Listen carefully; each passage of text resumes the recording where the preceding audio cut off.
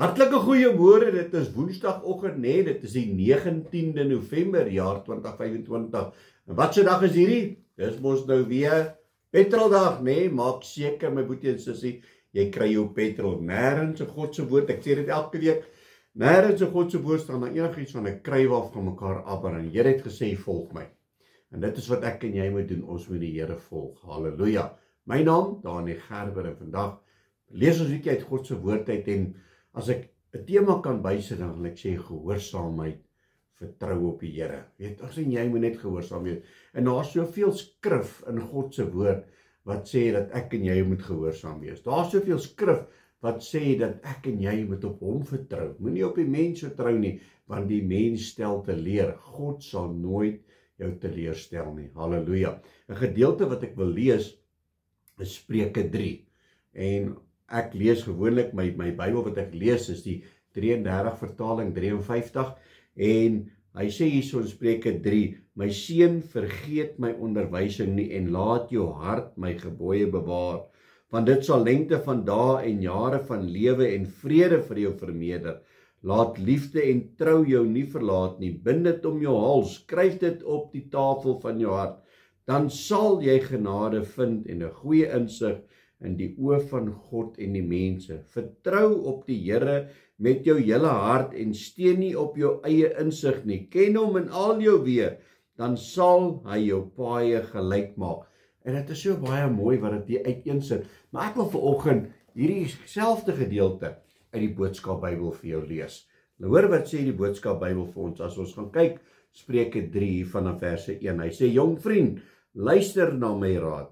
Dink mooi oor die alledaagse lewe na. Dink wat jy op die regte oomblik moet sê en wat jy moet doen. Wie en wat jy eerder moet vermy. 'n Wyse manier van leef het groot waarde. Baie gelukkige dae, baie opwindende lewensjare, groot blydskap kom daaruit voort. Moet nooit ophou om die Here lief te hê nie.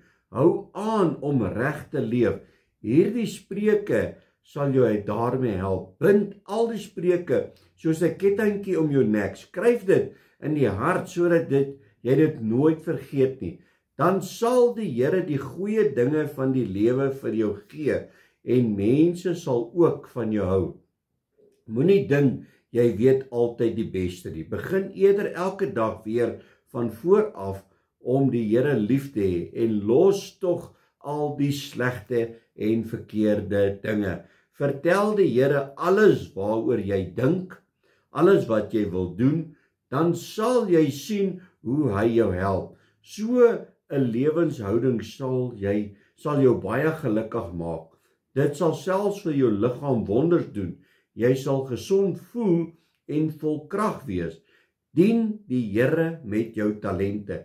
Gee aan die Here ook die goeie deel van jou geld, dan sal jy meer as genoeg hê om van te leef.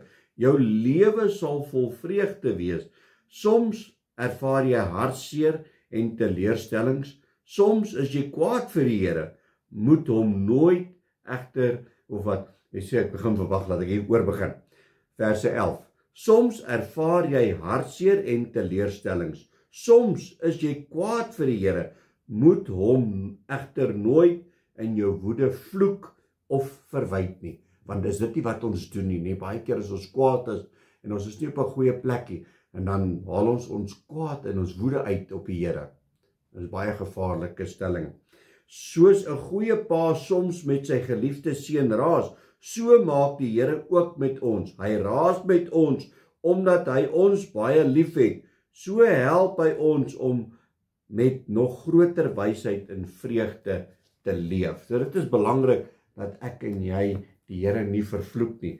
In die 33 vertaling verse 11, hy sê: My seun, verag die tug van die Here nie en laat sy kastyding nie jou weerstand wek nie. Pas op dat die Here se woede nie oor my en jou kom nie. Amen. Ons vra die Here vir leiding, volg hom en wees gehoorsaam. Kom ons bid saam. Halleluja. Abba Vader, Here, baie dankie vir u woord vandag. Ja, Here, baie kere dan is ons maar ongehoorsaam en ons volg u nie, ons volg ons eie kop. Maar Here, ons weet dat wanneer ons die ewige lewe wil beerwe, moet ons gehoorsaam wees en ons moet U volg. Here, help ons en lei ons, is my gebed vandag, in Jesus naam. Amen en amen. My liewe broertjie en sussie in Christus, gaan kry jou petrol vandag, nee, maak seker jy is gevul met God se Heilige Gees, en alles wat jy doen, moet jy God kan verheerlik. Geseënde Woensdag, God bless.